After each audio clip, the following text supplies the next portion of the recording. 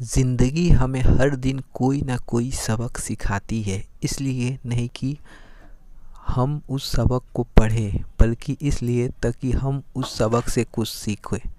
Hi hello and स्वागत है आपका मेरे इस यूट्यूब के चैनल्स पे आप सभी का एक बार फिर से। टुडे हम डिस्कस करने वाले हैं टारगेट होगा, ये जीके जो होगा वो बुक है घटना चक्र के बुक से, और मेरा जो टारगेट होगा वो आप लोगों को एसएससी के एग्ज़ामिनेशंस को क्रैक कराने के लिए। तो एसएससी में आए हुए मैक्सिमम क्वेश्चंस को हम घटना चक्र के अनुसार सारे क्वेश्चंस को कवर करेंगे जो किसी न किसी ईयर में आए हुए हैं और बहुत ही इम्पोर्टेंट क्वेश्चंस है फ्रेंड्स। आपको ये सारे क्वेश्चंस कलेक्ट कर लेना चाहिए और आप आगे जो एग्ज़ाम है SSC CHSL data entry operator 10+2 की उसकी तैयारी के लिए अभी से आप जुड़ जाए। तो ज़्यादा समय को गंवाने ना हुए, चलिए वीडियो को स्टार्ट करते हैं। और हमारा जो पहला क्वेश्चंस होगा वो होगा वैदिक आर्यों का प्रमुख भोजन क्या था। वैदिक आर्यों का प्रमुख भोजन क्या था? दूध और इसके उत्पाद, दूध और जो दूध से इसके उत्पाद तैयार किए जाते थे वो वैदिक आर्यों का प्रमुख भोजन था। और आप देख सकते हैं ये एसएससी मैट्रिक स्तरीय परीक्षा 2008 में आए हुए हैं। और आपने मेरा और एक बात आपको बता दूं कि आपने मेरा पार्ट 1 ये बुक का नहीं देखा होगा तो आप पहले पार्ट 1 को देख लीजिए। मैंने वहाँ पर पार्ट 1 से कुछ इम्पॉर्टेंट क्वेश्चंस को कवर किया है पॉइंट ऑफ एग्ज़ाम के पॉइंट ऑफ व्यू से। और आज जो है पार्ट 2 का वीडियो होगा वैदिक सभ्यता से कुछ इम्पॉर्टेंट क्वेश्चन जो एग्ज़ामिनेशंस में बार बार आए हुए हैं और मैक्सिमम चांसेस है ये क्वेश्चंस आने के। ओके फ्रेंड्स, तो देखिए पहला क्वेश्चन जो था वैदिक आर्यों का प्रमुख भोजन क्या था? दूध और उसके उत्पाद, दूध और जो दूध से इसके उत्पाद तैयार किए जाते थे वो आर्यों का प्रमुख भोजन था। नंबर सेकंड क्वेश्चन जो होगा उसे देख लेते हैं। देखिए दूसरा नंबर जो क्वेश्चन है, निम्नलिखित में से कौन सा अन्य मनुष्य द्वारा सबसे पहले प्रयोग होने वाला में से था? जो मनुष्य के द्वारा पहला जो भोजन था वो कौन सा था, इनमें से क्या था? तो देखिए मनुष्य के द्वारा सबसे पहले जो प्रयोग होने वाला भोजन था वो था जौ। देखिए मनुष्य सर्वप्रथम जौ का प्रयोग किया। ओके, नेक्स्ट क्वेश्चन नंबर 3 जो होगा, देखिए वैदिक लोगों द्वारा किस धातु का प्रयोग पहले किया गया था? वैदिक लोगों के द्वारा सबसे पहले किस धातु का प्रयोग किया गया था? और इनके द्वारा जो किया गया था तांबा का प्रयोग इनके द्वारा सबसे पहले किया गया था। और लोहा का, जो लोहा होता है उसकी जानकारी इन्हें नहीं थी। ओके,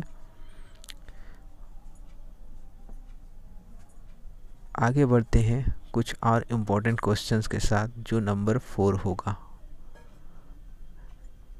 कि नंबर 4 जो क्वेश्चन है वो है वेद शब्द का अर्थ क्या होता है? वेद शब्द का अर्थ होता है ज्ञान।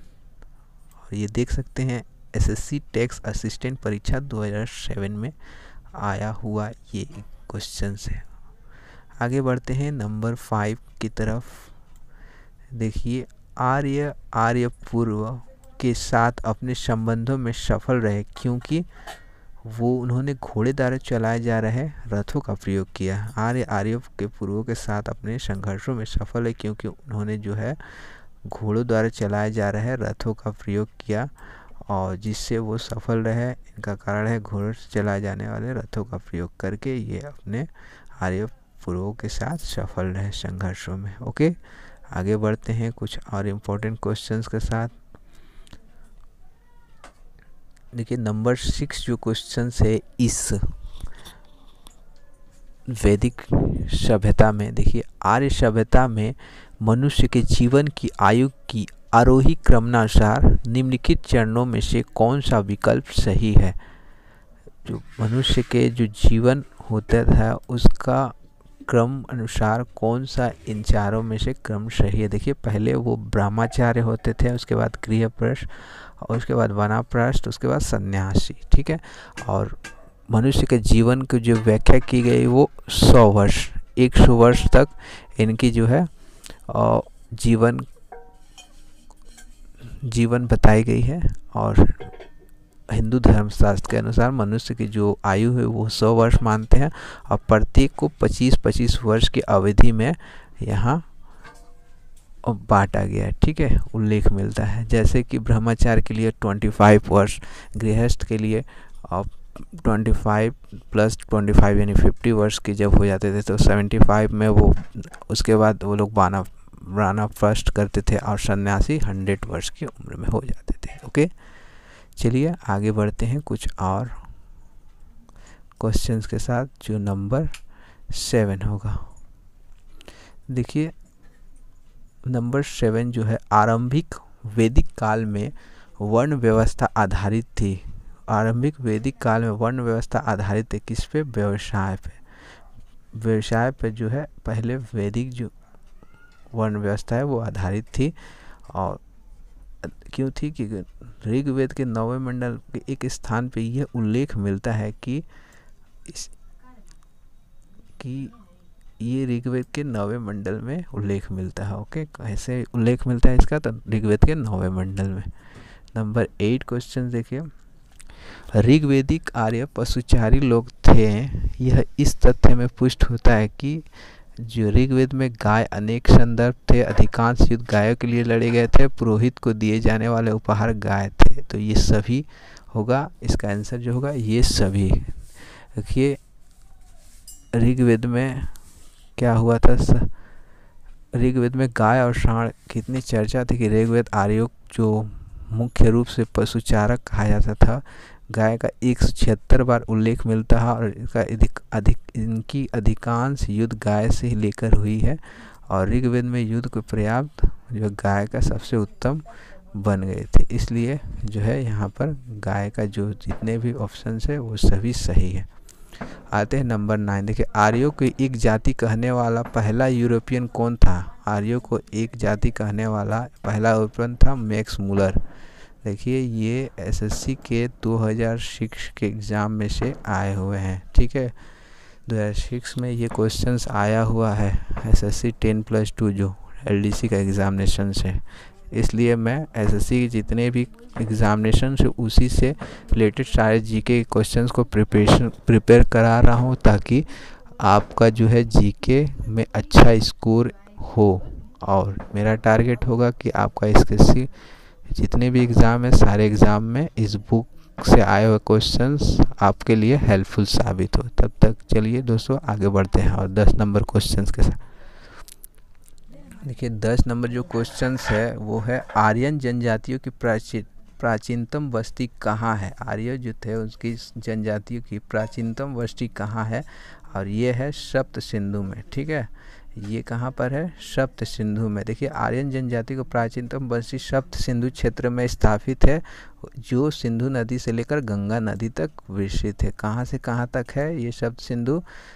ये है सिंधु नदी से लेकर गंगा नदी तक विस्तृत है। तो कभी कभी क्वेश्चन ये भी बनता है कि सप्त सिंधु कहाँ से कहाँ तक विस्तृत है? तो सिंधु घाटी से लेकर सिंधु नदी से लेकर गंगा नदी तक। ओके, देखिए निम्नलिखित में से कौन सी जनजातीय सामान्य रूप से जनजातीय सरदार मुखिया के रूप चुनाव में शामिल होती थी? तो ये है समिति, इसका आंसर होगा समिति। देखिए ये भी एसएससी संयुक्त स्तरीय टियर 1 2014 में आया हुआ क्वेश्चन है। ओके, आगे बढ़ते हैं। देखिए वैदिक युग में राजा अपनी जनता से जो कर वसूलते थे उसे क्या कहते थे?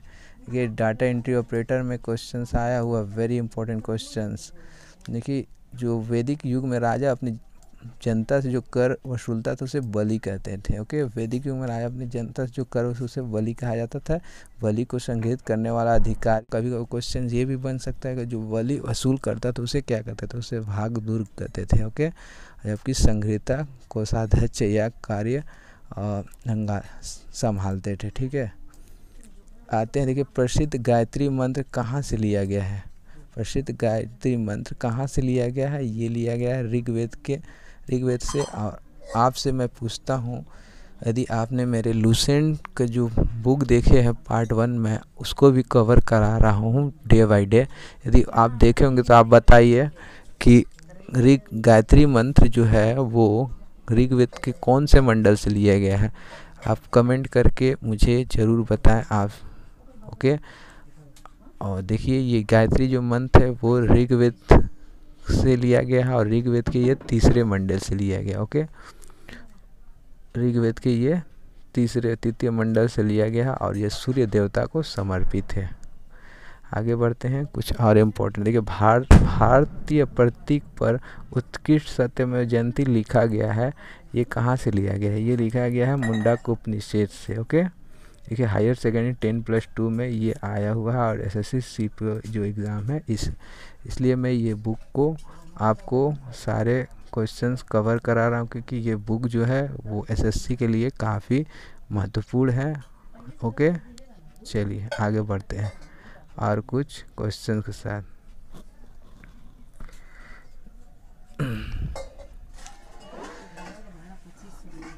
आगे बढ़ते हैं, देखिए निम्न में से किस विदुषी ने वाद विवाद में अजय याज्ञवल्क्य को चुनौती दी थी? तो ये थी गार्गी ने। ओके, गार्गी ने दी थी। और देखिए याज्ञवल्क्य को गार्गी द्वारा चुनौती दी गई थी। याज्ञवल्क्य गार्गी सांसद का उल्लेख बृहदोपनिषद में मिलता है।